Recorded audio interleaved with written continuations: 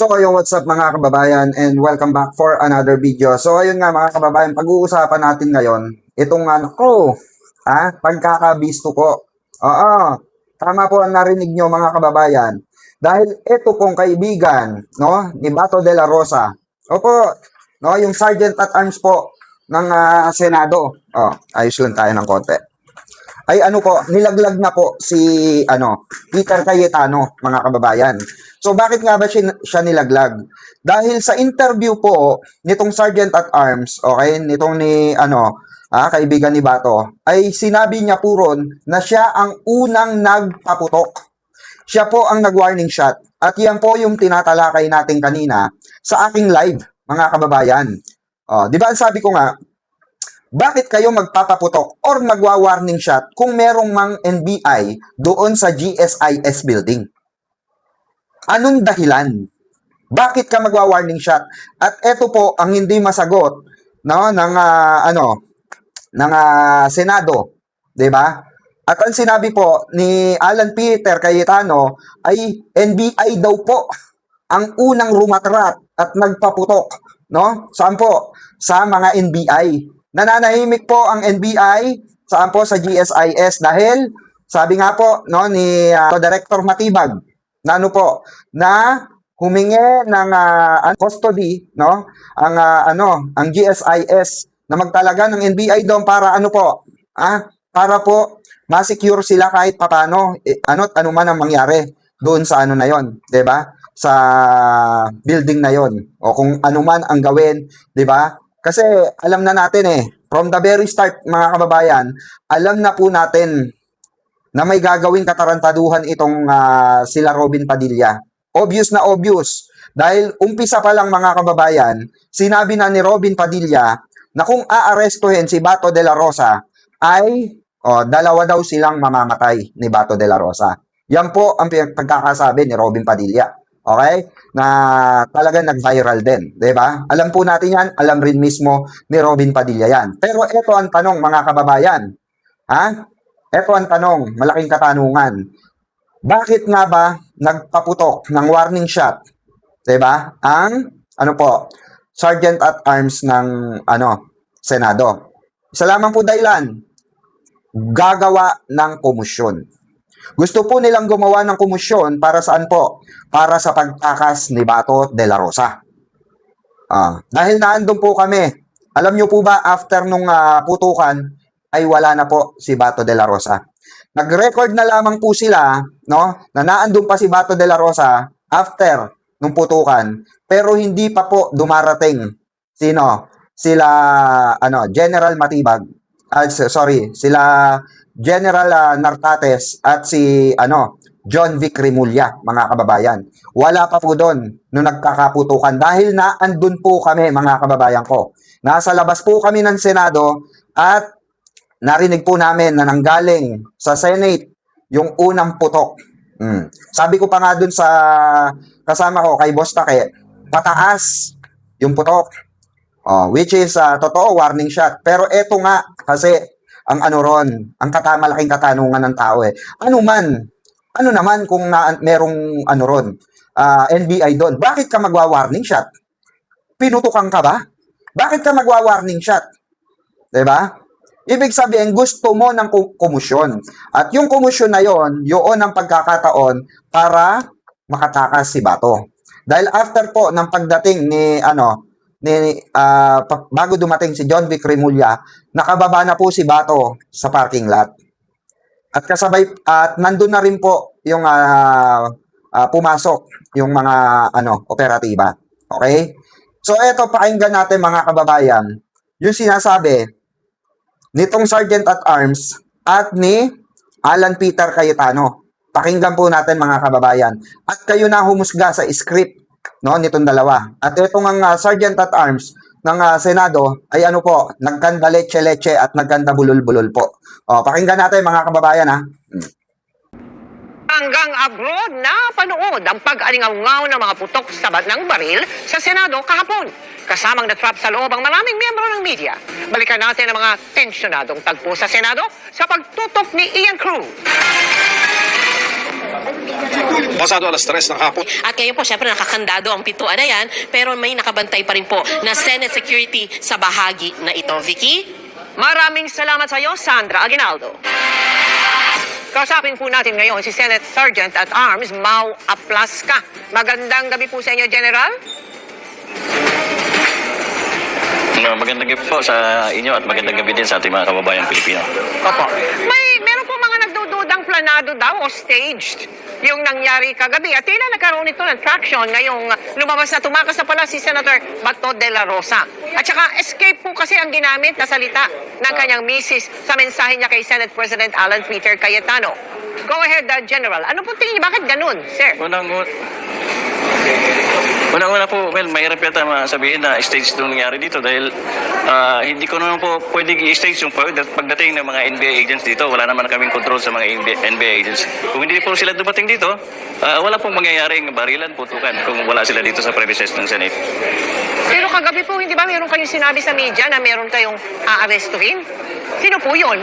At ano nangyari? Na-aresto ba? Ano ba unang nangyari, sir? Tama po. Oh.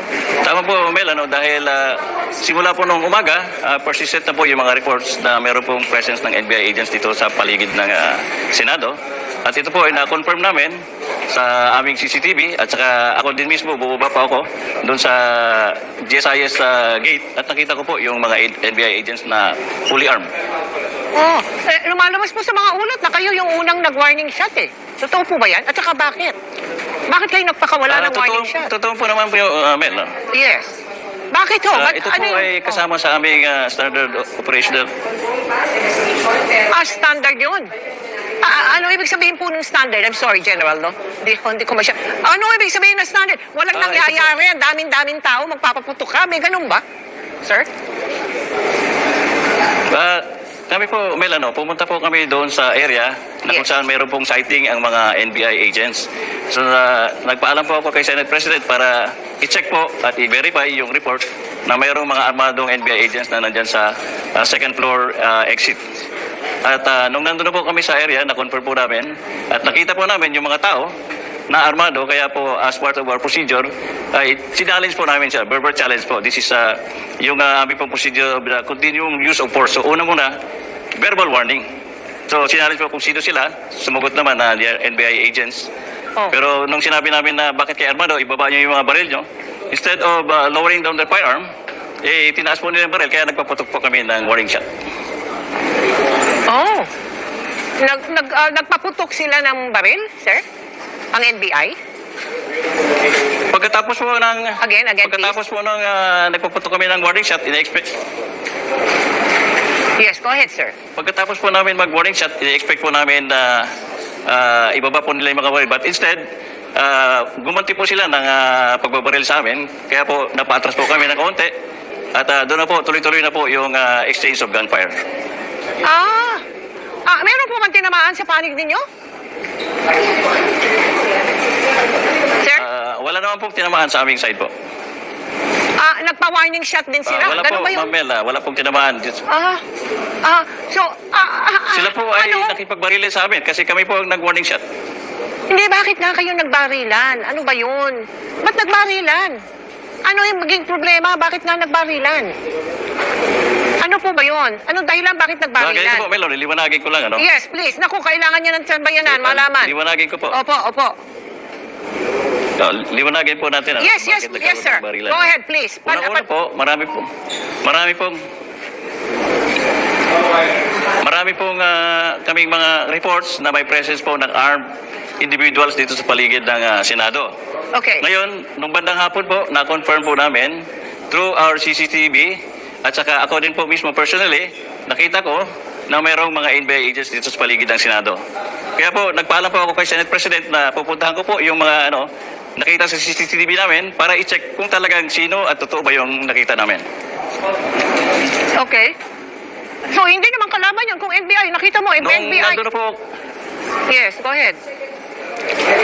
nung nandun na po kami sa exit, na-challenge po namin yung mga NBI agents kung sino sila. So, napakilala naman na NBI. Kaya sinabi ko po na ibaba nila yung kanilang mga baril. Oh. Ngayon, instead of lowering their firearms, Oh. nagtaas po rin silang baril, kaya po, nagpaputok po kami ng warning shot. Pagkatapos po, gumanti po sila ng putok sa amin na hanggang tuloy-tuloy na po ang exchange of gunfire. Mhm. So, ibig sabihin ba, sir, General, so kilala ninyo kung sino yung mga taong yun? Gabi, Nagpakilala po sila na NBI ano agents po. pakilala sila? Oo. So, ano ngayon ang nangyayari ngayon? Sila ba ay, sila ba iniimbestigahan? Sila ba kinuha na, ano nangyari ngayon? Nasaan sila? Anong dahilan? Bakit sila pumunta doon o pumunta dyan sa Senado? General. Yun po ang iniimbestigahan ngayon. Bakit po merong presence ng NBI? Kasi sa buong araw po, wala pong coordination na ginawa ang NBI na pupunta po sila dito sa Senado. Oo nga. Hindi nyo pa alam, General? Wala pang nakakapag-sabi kung anong ginagawa nila dyan. Ano ang purpose nila? Bakit may daladalang firearms? Bakit sila nagpaputok ng ano? Noong araw na, kagabi pa yun, sir eh. Hindi pa natin alam kung ano ang kanilang purpose dyan, General? Well, wala pong nag-coordinate sa amin ng mga NBI. Simula po ng umaga hanggang gabi, hanggang sa nagkaroon ng putokan. It's very unusual po na pupunta po sila dito na hindi po sila mag-coordinate sa security ng Senado. Eh sir, hindi yata, ulitin ko lang yung tanong ko sir, no? Mula kagabi pa yun di ba? Kagabi pa yun. Okay. Kilala nyo naman sila, pala. Kilala nyo naman pala sila kung sino yung mga nakasagupa ninyo. Ito bang mga taong to, NBI talaga? That's the first question. Totoo mo bang mga taga-NBI, sir? Tama po, Mel, kasi nung dumating na po ang reinforcement ng PNP, nakahuli po sila ng isang tao. At yung tao po na huli nila ay umamin naman na kasama siya sa NBI team na pumunta dito sa Senado. Okay. Kayo hindi nyo alam. Kasi kanina sabi nyo kilala nyo kilala nyo yung mga taong nakaharap ninyo Is that yes or no, General? Nagpakilala po sila, Mel, na Hindi, kilala NBI mo. agents, kaya Oo. gusto pa namin ma-verify. Kaya pinababa po namin yung kanilang mga baril. Pero sa hali po na ibaba nila kanilang mga baril, nagpaputok po sila sa amin. Yes. Naikwento na nga ninyo. Anyway, meron po kaming source na nagsabi kasing magkasama pa raw kayo ni Bato ng mga 2:20 ng umaga kanina po yan sa kanyang opisina. Then 10 minutes later, nakaalis siya ng Senado. Ano po ang pinag-usapan niyo doon? Meron po ba siyang pahiwatig sa kanyang balak? Natataka siya o lalabas siya ng Senado? General? Mel, una po, it is part of my duty to regularly check on General Bato. So, sa isang araw po, binibisita ko po ng ilang beses si General Bato sa kanyang opisina. So, regular po yung aking pagbisita kay General Bato. Pero sa aming pag-uusap, hanggang 1 o'clock po ng umaga, ang pinakahuling bisita ko kay General Bato, wala naman po siyang sinasabi na aalis sa Senado. Hindi nyo nakita yung pag-alis nila? At kung mayroon man siyang kasama, General? Ito po, na-confirm lang namin na after po na nakaalis sila, na kasama po niya si Senator Robin Padilla, na sumakay na sasakyan at lumabas po sa premises ng Senado. Walang nag-inspeksyon sa sakay ng mga sasakyan lumalabas sa Senado nung mga oras na yun, hindi po ba? Wala na, no? Madaling araw. Wala nang nag-check? Well, normally po, pagka mga senador po ang dadaan sa aming mga gate, kilala naman po sila ng ating mga guards. Hindi po sila ina-inspection ng ating mga gwardiya. Papasalamat na po kami sa inyo, Senate Sergeant at Arms, Mau Aplaska. Maraming salamat po. Magandang gabi. The 27 came from OSA. Sir, sorry nakita ko po kasi sir na ang nagpaputok po kahapon, OSA and yung armed na Marines. Kasama na po sa bilang yung 27, yung lahat na nagpaputok coming from the Senate Force? I don't want to speculate kasi I just read to you yung sinabi sa akin. But kasi may nakita din ako na report or something sa Facebook. I haven't verified na the Marines were here to support but did not fire. So I'll wait for the report naman ng OSAA after meeting you. Ayoko, kasi OSAA naman is under my jurisdiction, so I'll have them explain what they found so far. So right now, sir, the 27 we can say are from OSAA lang? Yun ang report ni Sec. John Vic. Okay. The 5 came from the Kalaban? Yes. Pataas, sir, or towards OSAA? Yun ang hindi ko masagot. Okay. May Sir, isang bullet daw sa taas. And then the rest? Kasi nga last night nung naghiwalay kami, so far daw isa pa lang, Tapos eto kasi sinabi ko kay Sec Remulla, I'll make sure na yung commitment ko not to influence or walang political angle yung aking explanation ng investigation. But he sent me that text na so far yun yung report niya. So I'll send it na to you, paano mo na lang. Because nga, meron ongoing investigation, I don't wanna speak details for details, but I'll just tell you what he told me last night, nung kaharap din niya yung police, na nakita nila na nakalagay doon yung letra and everything. O, di ba? Yan ba? Yan ba ang pinagmamalaki ni Peter Cayetano, mga kababayan? Hasang-hasa sila na ululin ang sambayan ng Pilipino. May pagalit-galit pa. Galit na galit daw sa mga misinformation, no? Sa mga bias media. Putang ina, mga kababayan, sino ba? Sino ba ang fake news? Sino ba ang unang nagsalita? Di ba si Alan Peter Cayetano? Di ba? Malinaw na malinaw diyan sa video nila. So, ever since, mga kababayan, no, ganito na talaga ang ugali nitong tampalasa na to. Hindi lang scammer, hindi lang scam sa 10K. Mahilig din palang gumawa ng sarili niyang script. Ang masama lang nun, hindi na orient yung in-interview ni Mel Tiangco. Di ba? So, kayo na humusga, taong bayan. Tayo na ang huhusga sa kanila.